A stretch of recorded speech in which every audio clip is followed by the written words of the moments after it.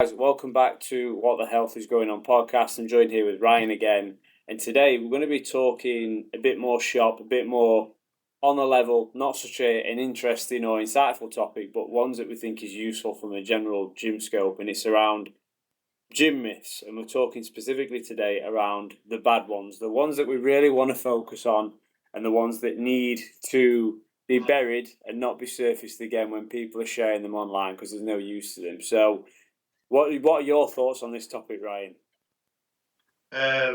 Pretty much along the same lines as yourself. I would have thought there's some absolutely terrible ones that are doing the rounds, and yeah, it's a lot of fads that seems coming out of the mainstream and stuff. Everyone seems to jump on, just like there's a very kind of fitness trend. So yeah, be quite insightful as to debunking a few of these today. Yeah, 100%. I'll tell you what we'll do first off. We're going to dive into the first one, and this one is, I think it's applicable. It does happen to people, but it's one that needs to be remembered that as you become more advanced, it's not one that you should be aiming for, and it's that no pain, no gain mindset with culture. Now, granted, anyone that starts new to the gym, you're gonna ache. There's going to be that chasing that the DOMS is going to occur without a doubt. If you've had a long break from the gym, definitely, or even if you're trying a new program before you acclimatise to it, yeah, you're going to be aching and sore, standard. But that isn't the benchmark we want to chase all the time from every workout. I mean, as I've become more advanced in my training, I thought when I was younger that was the standard. That was what I needed to chase, and that was the benchmark of a good workout. But again, with more time, more research, more insight, speaking with other good coaches, and obviously realizing that your body has to go through periods of intensity and other periods where it's not meant to be intense at all. And this culture can be very toxic because social media does a great job at showing the highlight reel, the training montage and all the world class heavy lifts, the sprinting videos that seem to be very popular at the minute, people running fast and just doing everything full tilt. Amazing, great. But if that's the mindset that you come into training with, that every session has to be a excessive soreness as a good workout, it's a backwards way to think. I mean, what do you see with that from your side as a coach, Ryan? What do you think? I think, well, it's something, first of all, that I've been guilty of myself in the past, as I'm sure we all have, particularly when being younger. Obviously, I'm 41 next month, and things have changed somewhat. As much as in my head, I feel like I'm a young lad still. My body doesn't respond the same as what it would. My recovery is somewhat slower, so I have to have a more, thought out, more methodical approach, should we say. It's also something, as what you've alluded to there as well, is that I have to educate my clients on quite a bit in that one of the metrics that people think has been a good, a good marker of a solid workout or a productive workout is the fact that they feel sore the next day. And sometimes clients even say to me, "Oh, I felt really sore. I must have been a good workout that." Or like you can literally make anyone sore. For example, doing an exercise you've not currently done, you're activating muscles in a way different range from what they've been doing previously. You're doing targeting certain muscle fibers that haven't been worked. It's not it's not a hard thing to achieve in that respect. Muscle soreness, but yeah, it's going back to obviously like my own experiences and having that kind of mindset. I was obviously doing like combat sports, things like this. I was obsessed with boxing when I was younger, and I thought that was the answer, was just train constantly all the time. And a lot of these professional sports people aren't as healthy as what you think they are. They're going to the point where they're overtraining. There's lots of high levels of inflammation, high levels of stress, there's nutrient deficiencies. There's all sorts of other things, and you're burning through these nutrients at a much faster rate when you're training to the extent that you are, and you're massively under recovered. So yeah, there's definitely a massive misconception, and like you say, the social media culture as well perpetuates that by having this like grind mentality and all the kind of nonsense phrases you see, like rest when I'm dead and all this type of shit. And, yeah, good one. All that type of nonsense, you know what I mean? So yeah, it doesn't help. But yeah, that's. Yeah, I must admit, I'm same as you in my 20s. I didn't appreciate at the time how bulletproof I was with training because I could train same as you maybe sometimes twice a day, 5-6 days a week. Yeah, likewise. And bounce back, and I guess in your 20s, that's why you do it. I mean, me, I just love the game, same as you, and that's why I was training. But as I've obviously gotten older, you do realise that how important recovery is and how much more progress I'd have made in those years if I'd have actually recovered better. Same as you, overtraining. Didn't do me any favours that I love my training as much as I do, and that, which is a great thing. It's not a bad thing, but like my main hobby was training. That was my hobby. It still is my hobby, and I guess it led to bad inputs because I was the same as you, and what people would see as grind and hustle culture was the only way to make progress, and it certainly halted my ability to make as much progress as I potentially have done now that I've been listening to rest and recovery more and respecting it more as I've got older. Which, again, this is going to be useful for anyone that is new to training or is on that journey of first getting into like their training journey, or whether it's into a sport. Take your recovery, regardless of your age. Listen to the body, and I think from hindsight, I mean, you'll both vouch for this, Ryan. You'll see much more progress in a probably a more reasonable and speedier time, and when you respect those boundaries of biology, you can really make some good progress. So yeah, for the first one, no pain, no gain culture. Yeah, you're going to come into it for sure when you're first training, but you shouldn't chase that DOMS feeling from every workout you do, because if it's making you that sore, then you're overtraining, and then again probably under respecting the need to recover optimally to repeat again. Because the sorer you are, the longer off you have to have from your next training session, ideal, unless it's a completely different training format. And again, it will impact performance. So yeah, in terms of myth, we really don't like that one. That one kind of needs to be buried in the hatchet. And I guess it brings us on to the second one, and this one triggers me. This one really triggers me when I see videos on it, and it's detox teas and juice cleanses. I have a specific place in hell for people that push this and talk about this online, because I don't know why when I see a video that's AI is getting bad for it now as well, but like an influencer sat there saying, "Oh yeah, you just take lemon water in the morning and belly fat just melts away." I just fucking shut up. Just shut up, right? It just triggers me to the highest level, and the reason being is, like, I watch it and I think this is the biggest yarn that's being spooled ever. But there's people, you go in the comments and people are like, "Oh my god, I'm gonna try this," or "Oh, like, how much lemon do I use?" It doesn't matter, Janice. It don't matter how much lemon you put in that water. It ain't gonna do what the video's telling you. But people buy into it. It is. No, it's mad, mate. Oh, Yeah, mate.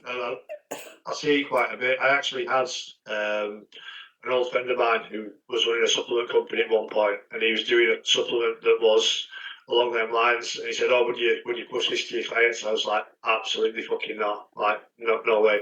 No. But yeah. It's like the film Jim Carrey's in, where it's Liar Liar, and he can't lie. I'd literally be him in that video if they asked me to tell him. I wouldn't be able to do it. I'd be so honest. I'd be like, "Listen, this is a complete waste of money." The fact that people. I mean, it does feed into people's want for this quick fix culture. Yeah, like us as humans, we love this shiny object syndrome of the next hack or the next best thing. We crave like chasing them, but from research, there's zero peer-reviewed clinical evidence that detox Oh, claims. absolutely. But if you look at the majority of the mainstream supplement industry, particularly what's aimed at fat loss, is all preying on people's desperation. Yeah. Quick fix solution. Most people want results yesterday, and preferably with fuck all work. And that's, that's exactly what it's playing on, isn't it? It's playing on people's desperation and the need for a fast result with minimal to no effort. The only thing it detoxes is the bank account. Because the best thing is, it's like, I can guarantee everyone that comments on them posts has tried running the past and it hasn't worked. So then they don't learn the lesson and they see the next one that comes out and it's, "Oh yeah, this one's actually got mint in it as well. I was missing mint in my detox tea." No, you're just missing doing the fucking sensible hard work. It's that hard pill to swallow if there is no shortcut, And 100%. I think as well that like there's two kind of trends of point. There's people who are like, they just bang on about calorie deficits all day, and then there's the people who talk about nutrient quality and food quality, and dismiss the the energy balance equation of it, and it's, as we both know, the answer lies a combination of the two. Yeah, 100%. We won't be in a calorie deficit, but not a nutrient deficit. Yeah, but without a doubt, and again, a big red flag if people want to pay attention to anyone that they see a video and see if it's true. If anyone mentions an affiliate link in a video or says click on my bio to get this, that should be like you want to be running in the direction, because they're not there for your interest in your health or supporting your goals. They're there just to literally make money off you, and especially on social media. So yeah, as much as that may pain people to hear that, the fact is that good coaches, good insightful people in the space of the health and wellness aren't there trying to push their supplements or their affiliate links onto you. They're there to genuinely help you. So yeah, detox teas, juice cleansers in the fucking bin. Get rid of them. Get rid of it. I'd ban every single one of my social media if they made one. And I had the power. I'd just be like, no, you're banned. Get gone. So yeah, that's one of our main triggers in this list.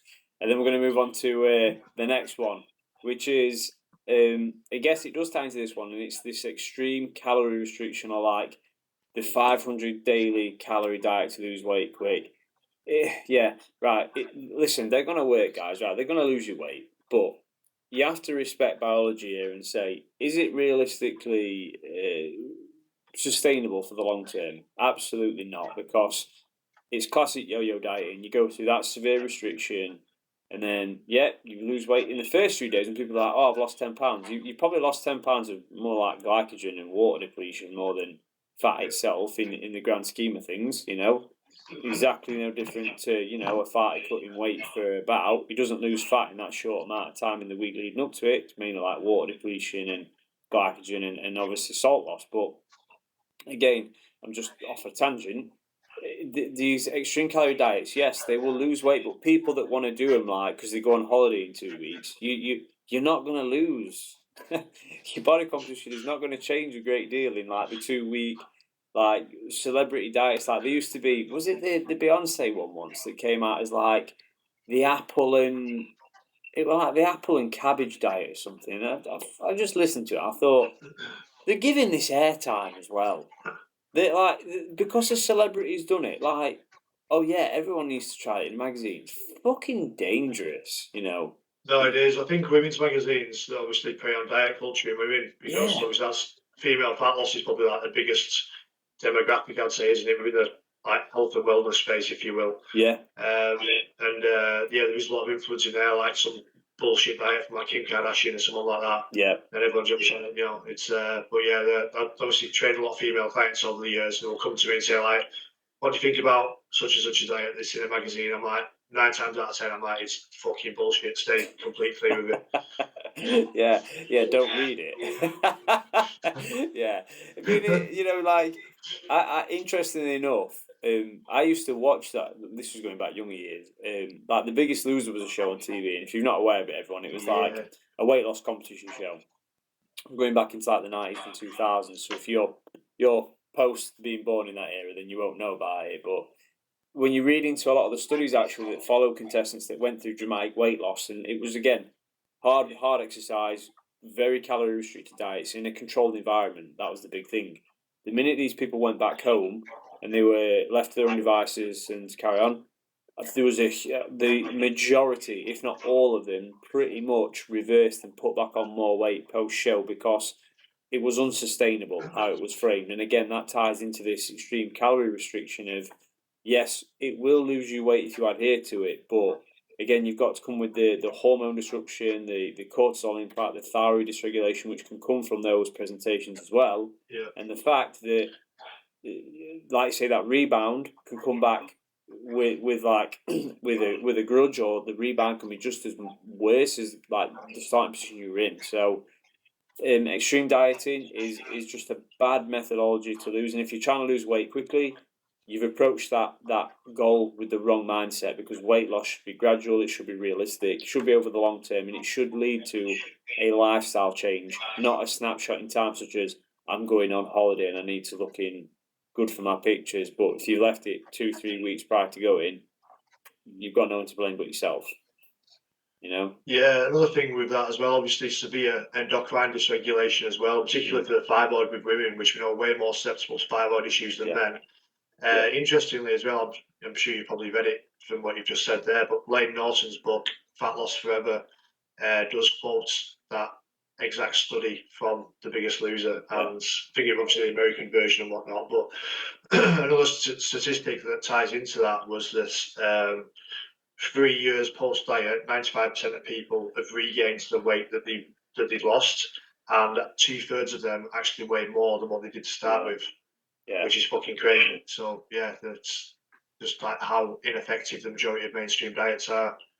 And definitely highlighting that need for good guidance and good input, because again, people that will claim they've lost this amount of weight in a certain amount of time on a diet, again, usually a red flag, because there's some sort of red pill to come with it, and the fact that they're either going to sell you the book or their supplement stack which went with it once. I mean, there was a guy once that this one really frustrated me. He blocked me on a social platform, but he was selling a drink, right, that he was saying was scientifically backed, and it helps you to curb your appetite. This is feeding into this calorie restriction.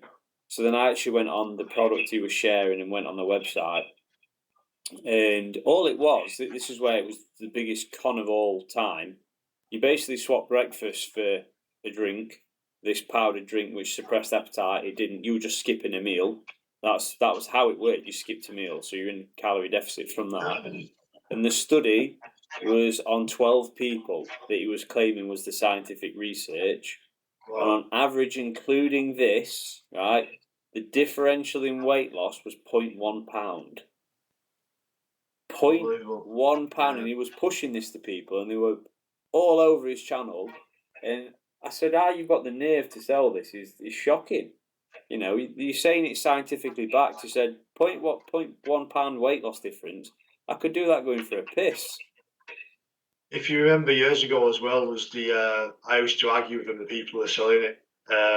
I think I had a couple of them block me actually as well, like yourself, with regards to that. But the Juice Plus, what they were doing, all that was on the same shit, where they like just replacing a meal with some fucking bullshit shake, and then just amazing, that, isn't it? Less food intake, and it leads to weight loss. Damn, a lot of my clients are often surprised how much calories I have them on in the onset. My kind of methodology, my ethos on this is to get the most out of doing the least. So in the respects of the least amount of calorie deficit required to elicit a result, and then obviously we've got more room to play with. So if you're too low too soon, you've got nowhere to go, and then the results dry up fast. You might get fairly rapid result in the onset, but hunger kicks in, mind function down regulates, your energy's fucking terrible, your libido's terrible, your recovery's terrible. No energy to train. So I always think start highest point possible while still being able to elicit a response, still being able to drop their body fat, and then from there, when we reach a plateau, and by I mean a genuine plateau of like a few weeks, nothing's moving, then we'll look to start bringing it down again. Yeah, 100%. And that's the best way to do it. For sustainability and making sure that you are respecting, like you say, what's realistic for your clients and biology-wise is always going to be the best thing to do, which I guess ties us into this next one. And the next one that I see this is spot reduction. Now, there's a lot of videos again on social media, like it'll be a woman like shaking a bit of a leg and like how to lose fat off the area, or a bloke with abs, for example, like do this ab workout for ab fat. And it's like I just want to claw my eyes out, because spot reduction isn't real, everybody. You can't target fat in a specific area of your body, regardless of the exercise, the workout you do. Yes, it will strengthen the muscle tissue in that area, but it ain't going to make you lose the fat if you've got excess fat, in subcutaneous fat, or even visceral fat in that area. It's just not physically possible. Yeah, again, it kind of people be like, I've seen overweight guys in the gym, in the training room, and they've got like beer bellies, we could say, as put it politely. Like, I'm doing me crunches to get rid of this. No, Derek. No, that's not going to do it while you're still sinking 10 pints a day. It's just not real. You can't spot reduce it. The body doesn't work like that. You have to just respect being in an overall healthy position of managing your diet, managing your your training to get stronger, increasing insulin sensitivity with more muscle mass. Respecting cardiac health, and then understanding that the more body fat that you get into a healthy range, the more that then you'll change that spot reduction, but in an overall fashion, not just like losing it off one area of your body. It's one of them. I just think again, it's bad. Just prior to you saying that, actually, about the guy about doing the crunching and stuff, it still surprises me how many people say to me, and this has come from some clients as well, where they've had stubborn fat around certain areas, particularly around the midsection. They've said, "Oh, do I need to be doing more ab work?" I'm like, "Well, you can, but the exact same reason. Yeah, you'll develop muscle tissue and strength in your abdomen and your core, but you ain't gonna do shit for reducing fat from that area." It's No, and it's like I say, it's great to get stronger. It's great to train every single area of the body. I think it's a very important thing, and I'll stress that to everybody. We're not here trying to tell you not to do that. We're here telling you that if you think doing more crunches is going to lose more fat off your belly, or doing more glute like hip thrusts or glute kickbacks is going to slim your arse down, sorry, it ain't. It is not going to do it. That's not how the body works. It will lose fat stores globally. Yes, you may store fat in other areas of the body compared to other people, but that just means that those last stubborn reserves are the hardest to get rid of or the last to get rid of. And you just have to respect that staying within that healthy range of your diet, training wisely, recovering, sleeping, all these factors that come into health are going to support that to actually make it happen. So as much as that may burst some people's bubbles, unfortunately, no amount of crunches are going to lose your belly fat, and that's just the way it is. Unfortunately, it's a hard pill that we all have to swallow and realise that that's just how it works. Which I'm going to come into this next one, because coming on the fat loss topic, I think it is always important to follow this on the trend. And it's cardio is the best tool for fat loss. Now, I'd admit I did used to believe this one. I used to think that was what weight loss was about. It was about doing more cardio. But then you soon realise that overall, if you are in a deficit and if you manage that from a dietary perspective, I'll always say this to everybody, managing your diet is so much easier than trying to outrun or outwork a bad diet, or trying to be in a deficit from doing too much exercise. Because again, that's not sustainable from the get-go. It just isn't. You can't out-train the surplus you're eating. It's just, unless you're doing ultra marathons or marathons on a daily, which again is just stupid. It's not possible. It's a bad framework to follow. But if you have actually more active muscle tissue on your frame, it's going to increase insulin sensitivity. It's going to increase that non-exercise activity thermogenesis, and it's going to slightly improve your basal metabolic rate, which is the calories you need to burn at rest to basically stay alive, because muscle is nutrient hungry, we could call it. So if you are doing your weights, if you're including reasonable cardio to support pulmonary and cardiac health, again, I'll stress that again, cardio is not for weight loss, it's for improving the cardiovascular system. That's what cardio is for. That's why we call it cardio. And we do weight training to add more muscle tissue and strength to our frame. That, being like the scaffold for the body, is then what gives us the ability to be more flexible in terms of how we can balance our nutrition intake, because we're going to be more insulin sensitive. But overall, if you're training once a day and eating 3 to 4 times a day, this is where the biggest needle mover is going to be when it comes to the best weight loss tool. It's what putting in your damn mouth. That's it. Absolutely. I think there's a massive misconception also as to how many calories people burn doing said exercise, whether it's cardio, whether it's weights, whatever. And I actually had a client say to me, I got him doing a 10 cal sprint on a assault bike. At the end of the session, we're doing some spinning intervals on the bike. I remember a particular client who I was training, she said, all that work for 10 calories, that's a fucking rip-off. You know what I mean? That was the words, because how much work she had to put in to burn 10 calories. I'm like, yeah, it's crazy, isn't it? I went back to that point straight away. I said, this is why you can't out-train shit nutrition, because it's completely disproportionate. Yeah. I mean, that's actually a proper good example, because If you, I mean, let's say you go full tilt on the air bike, right? Everyone knows how miserable that is. It's like my love-hate machine of cardio kit. I love them, but I hate it when I'm going through it. Now, if you were to, let's take the average, I don't know, average chocolate bar is maybe like 200 calories, right? Let's say on average. The sheer, you could not sprint for 200 calories to save you. I don't think I've ever seen anybody be able to maintain a sprint on an air bike for that. And it'll take you still, if you're going at full tilt pace, what, maybe sub 20 minute maybe is a good time, or just under like 18, 16 minutes. If you're really giving it some, that's respectful of time if you can do that. I can eat that in about 30 seconds. So realistically, what's winning in terms of like managing what you're putting in your mouth, or like you say, getting your clients to do endless air bike sprints to earn that McFlurry or the excess that they're intaking on the daily amount? Yeah, it's a very easy choice when you think about it. Just stop. It's not eating 200 calories rather than trying to burn 200 to mitigate the surplus you're in to go into a deficit. No brainer. Don't eat it. It's like the best advice I can give to everybody, that you'll never out train a bad diet. Never. No, not possible. No, not possible. So yeah.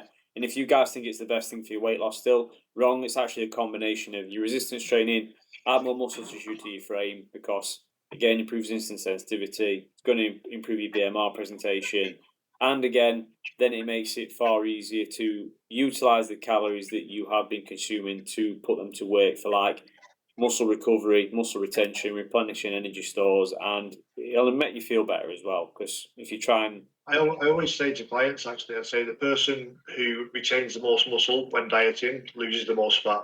Yeah. So obviously muscle being the most metabolically active tissue in the body, as you mentioned. So the more of it we've got, the more calories we burn at rest. So it just makes us way more efficient at burning fat. Yeah. 100%. 100%. And that brings us on to the final one, or the final idea that needs to be thrown in the bin, is supplements are shortcuts. And again, we can blame this on social media. We can blame this on influencers. The fact that people now are proclaiming, like, if they literally inhale a milligram of Shilajit, that it's going to be life changing. They're going to have an epiphany, and they're going to all their health challenges are going to disappear because they had a bit of Shilajit, which was a big one at one time. Another one is like my fucking biggest one with this is apple cider vinegar gummies for weight loss, for example. And you think, here we go again. We're just rearing our ugly head of bullshit supplements that want to appear and give people false hope. And that was another big one. Anything that says a gummy, to me, ain't a supplement. It's a sweet. Right? Straight up. You know it's a sweet, and it's just been given gummy to make it more appealing to childlike nature of people that want something that they think is going to stop them overeating or improve fat loss. Supplements aren't golden pills. They are there to supplement the diet what is missing that you need. That's what a supplement is. Or like, to make things easier, protein shakes are a fantastic example, right? Hitting your protein target after training. Protein shake, fantastic. Creatine monohydrate for supplementing creatine, supporting sports performance, fantastic. But if people think that they can go out and absolutely slash alcohol on the weekend, and do some other activities which don't support liver health, and then come in and have, whether it's like a liver supplement such as NAC or glutathione to outweigh or offset that balance. Yeah, no. The inputs that you're giving it from the lifestyle perspective and in general from your how you do your day-to-day life matter so much more than thinking all that damage, all that offset, or all my problems will be solved if I just have that gummy. That gummy's gonna, it's the golden pill. I just need it. And look, it's on offer. Even better, they've actually put it on offer. It's like half price at the minute. So, Jesus, this is the sign. This is the sign that I need to have this gummy, because everything's going to change when I have it. And you just sit there, and I'm just like holding my hands, and I think all the comments again of people just rushing to buy it, or like, oh, I bought mine, can't wait for it to be delivered. Oh, fuck. Just fuck. And I do find that I'm more like regretting or pulling back from the supplements, trying to take it at least anyway. When I first start training them, at least anyway, and yeah, quite a lot of them I'm pulling out, such as like BCAAs, which are fucking bullshit as well. Like completely pointless supplement, massively overpriced, very little impact. I think as well that was one I was kind of duped into as well. And it was in the days of like Charles Poliquin and doing a lot of his seminars. I know he was a big proponent of them as well back then, which obviously later found to be a waste of time. Yeah. Other ones like pre-workout stuff like that, and yeah, creatine gummies are another one, just ridiculous. Like just taking creatine, normal monohydrate in water or however else you consume it. So the real basic building block ones are generally just like, you know, your B vitamins, magnesium, your zinc, your vitamin D, and whatnot. And obviously, when we're looking at blood work, then it becomes very apparent as to which ones to prioritise first.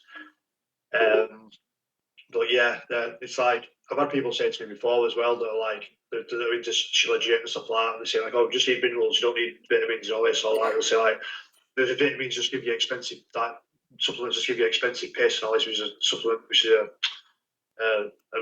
something that gets bandied around quite a bit as well. Yeah. You think like, you only have to look at, you know, the Krebs cycle, electron transport chain, and how our body produces ATP, which is our energy currency, and how many vitamins and minerals are required for that entire process, then you'd realise just how fucking important these things are. You know?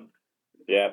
And a big one you touched on there about creatine gummies. If no one's seen it, go and watch James Smith's expose when he did lab testing on creatine gummies. And it was really interesting because some of them companies that appeared out of nowhere were making like hundreds of thousands of pounds or dollars a month. And then he tested their gummies and found little to no creatine in them because, ironically, like when you take creatine monohydrate in the powder, and you'll vouch this, Ryan, like 3 to 5 grams is a pretty decent scoop sometimes. And then you show me someone taking like small gummies, like 2 or 3 of them a day, and they've got 5 grams. Not possible, mate. It's not possible. You can't fit that amount of powder into those small gummies. So yeah, it's a big one with people buying into like. You'd be better off eating a tin of sardines. Yeah, 100%, 100%. And I can actually vouch. I actually quite grown to like sardines. So yeah, I think it's a good way to get your intake in. One last one. We're going to do one last one because we've spoke about this before we started filming. And this one gets me right riled up. Gym goers that go to the gym now, phenomenal. You go into the gym. I want everyone to go to the gym, but please, for the fucking love of God, please do not go to the gym. Think that you putting a treadmill on at 15 incline and you holding onto the handles so that you're doing some sort of lean back thriller, and think that you're walking on the incline or you're doing hill walking. You're not doing hill walking. If I'm here, right, I'm using my hand for an example. Let's say that's the incline. If I'm having to walk uphill, I have to lean into the incline to walk, right? I have to lean into it. If I hold my hands on the handle, you're literally anchoring, so then people lean back. So you end up becoming the same angle as you would be if you're on the flat. It doesn't change. And it's just that, honestly, I just want to scoop my eyes out with a spoon when I see it, because these people, if you're outside and you went to walk up a hill, do you walk to the hill and then go, and then try and lean back and then realise you can't make it up the hill because that's not how walking up a hill works? Like, why did they do it? Who taught them to do it as well? Absolutely no idea, but it's something I witness quite a lot. And what's even more worrying for me is that I get to the gym really early some mornings, like 5 a.m, 5:30. There's people who drove to the gym to do that, to walk on a treadmill on an incline, hanging off the fucking back of it. It's like, you're not actually walking on an incline anymore. What do you actually think you're doing? If you're not even supporting all your weight on your legs, you're not even actually walking. You'd probably be better off just going for a walk outside. Yeah, 100%. I don't get it. I honestly do not get it, because straight away I just think when I've ever walked up a hill outside, I've never leant back. I've never ever leant back walk up a hill. I've had to lean into it. I find as well that it was always a thing like with something like the gym bros, like bodybuilding type culture, you know what I mean? Where they'd be like, they'd class the steps on the treadmill as being the cardio and stuff like that. I mean, it's like, you're not fucking Ronnie Coleman. No. You're not like 20 odd fucking stone, you can't move. Like, that's the only cardio you can do. No, when you've said that, then I actually said to somebody once that was doing this on the treadmill, I said, "Why do you hold on?" And they went, "Well, it's harder if I take my hands off." I was like, "It's That's the the point. fucking Yeah. point, isn't it?" What kind of answer is that? It's like saying I'm going to sit on the spin bike, but I want someone else to pedal it for me. You know what I mean? It's like you can take a horse to war, but you can't make it drink. And yet, like literally, if I had my own gym, I would ban that. I would ban it. Like I'd say, if you're gonna walk on a treadmill, you're gonna be on an incline, you ain't holding on. I'd get a whip and like whip people's fingers off the heart rate sensors, like just so they had to actually use their arms. Because funny enough, when I walk, I do use my arms to swing, like I should do when you're doing normal gait analysis or gait walking. You have to do it when you're running, right?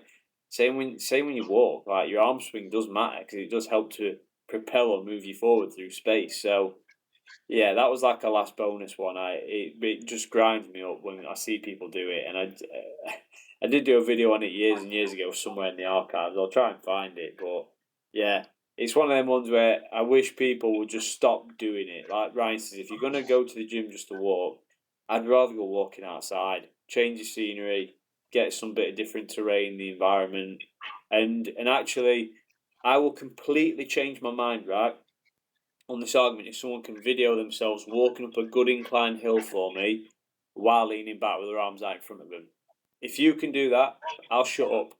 I'll never speak on this topic again. But challenge is there for anyone that wants to prove me wrong on that, and I'll happily do a public apology video if someone proves me wrong that they can do it. But I'm gonna say they can't. So yeah, guys, that was just one of our latest episodes. Again, what are your thoughts? What are some myths or common misconceptions you think that just need thrown in the bin? Do comment or like, share below. And if you haven't subscribed yet and you've stuck this far out, please do subscribe. It'd be great to have you join us. Stay tuned for the next video because we're going to be talking around trends that are actually worth championing and including into your routine or into your protocol/program. And until then, thanks for your time, Ryan, and I'll see you on the next one. Cheers. See you later, everybody.